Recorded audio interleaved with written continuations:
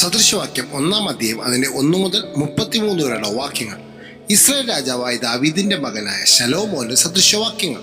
ജ്ഞാനവും പ്രബോധനം പ്രാപിപ്പാനും വിവേക വചനങ്ങൾ ഗ്രഹിപ്പാനും പരിജ്ഞാനം, നീതി, ന്യായം, നേർ എന്നിവയ്ക്കായി പ്രബോധനം ലഭിക്കുവാനും അല്പബുദ്ധികൾക്ക് സൂക്ഷ്മബുദ്ധിയും ബാലന് പരിജ്ഞാനവും വകതിരിവ് നൽകുവാനും ജ്ഞാനി കേട്ടിട്ട് വിദ്യാഭിവൃദ്ധി പ്രാപിപ്പാനും ബുദ്ധിമാൻ സതുപദേശം സമ്പാദിപ്പാനും സദൃശ്യവാക്യങ്ങളും അലങ്കാര വചനങ്ങളും ജ്ഞാനികളുടെ മൊഴികളും കടങ്കഥകളും മനസ്സിലാക്കുവാനും അവ ഉതകുന്നു.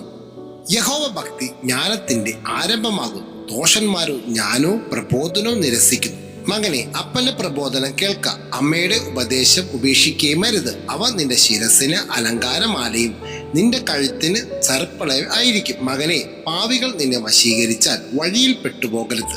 ഞങ്ങളോട് കൂടെ വരിക, നാം രക്തത്തിനായി പതിയിരിക്കാം. നിർദോഷിയെ കാരണം കൂടാതെ പിടിപ്പാൻ ഒളിച്ചിരിക്കാം. പാതാളം പോലെ അവരെ ജീവനോടെയും കുഴിയിൽ ഇറങ്ങുന്നവരെ പോലെ സർവാംഗമായി വിഴുങ്ങിക്കളയുക. നമുക്ക് വിലയേറിയ സമ്പത്തൊക്കെയും കിട്ടും. നമ്മുടെ വീടുകളെ കൊള്ള കൊണ്ട് നിറയ്ക്കാം. നിനക്ക് ഞങ്ങളോട് കൂടെ സമാംശം കിട്ടും.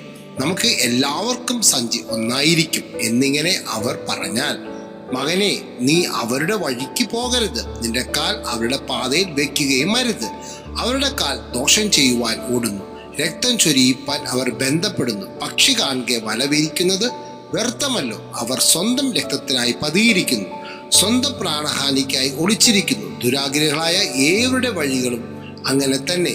അത് അവരുടെ ജീവനെ എടുത്തു കളയുന്നു. ജ്ഞാനമായവൾ വീതിയിൽ ഘോഷിക്കുന്നു. അവൾ ആരമുള്ള തിരിക്കൽ തലക്കിൽ നിന്നും വിളിക്കുന്നു. നഗരദ്വാരത്തെങ്കിലും നഗരത്തിനകത്തും പ്രസ്താവിക്കുന്നു. ബുദ്ധിഹീനരെ, നിങ്ങൾ ബുദ്ധിഹീനതയിൽ രസിക്കുകയും പരിഹാസികളെ നിങ്ങൾ പരിഹാസത്തിൽ സന്തോഷിക്കുകയും ദോഷന്മാരെ നിങ്ങൾ പരിജ്ഞാനത്തെ വെറുക്കുകയും ചെയ്യുന്നത് എത്രത്തോളം? എൻ്റെ ശാസനയ്ക്ക് തിരഞ്ഞുകൊള്ളുവിൻ. ഞാൻ എൻ്റെ മനസ്സ് നിങ്ങൾക്ക് പൊഴിച്ചു തരും. എൻ്റെ വചനങ്ങളെ നിങ്ങളെ അറിയിക്കും.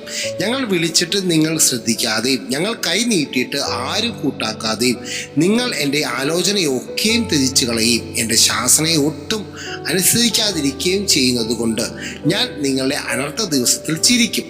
നിങ്ങൾ ഭയപ്പെടുന്നത് നിങ്ങൾക്ക് ഭവിക്കുമ്പോൾ പരിഹസിക്കും. നിങ്ങൾ ഭയപ്പെടുന്നത് നിങ്ങൾക്ക് കൊടുങ്കാറ്റ് പോലെയും നിങ്ങളുടെ ആപത്ത് ചുഴലിക്കാറ്റ് പോലെയും വരുമ്പോൾ കഷ്ടവും സങ്കടവും നിങ്ങൾക്ക് വരുമ്പോൾ തന്നെ അപ്പോൾ അവർ എന്നെ വിളിക്കും, ഞാൻ ഉത്തരം പറയുകയില്ല.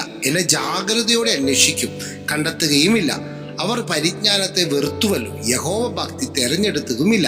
അവർ എൻ്റെ ആലോചന അനുസരിക്കാതെ എൻ്റെ ശാസനയൊക്കെയും നിരസിച്ച് കളഞ്ഞത് കൊണ്ട് അവർ സ്വന്തം വഴിയുടെ ഫലം അനുഭവിക്കുകയും താങ്കളുടെ ആലോചനയിൽ തൃപ്തി പ്രാപിക്കുകയും ചെയ്യും.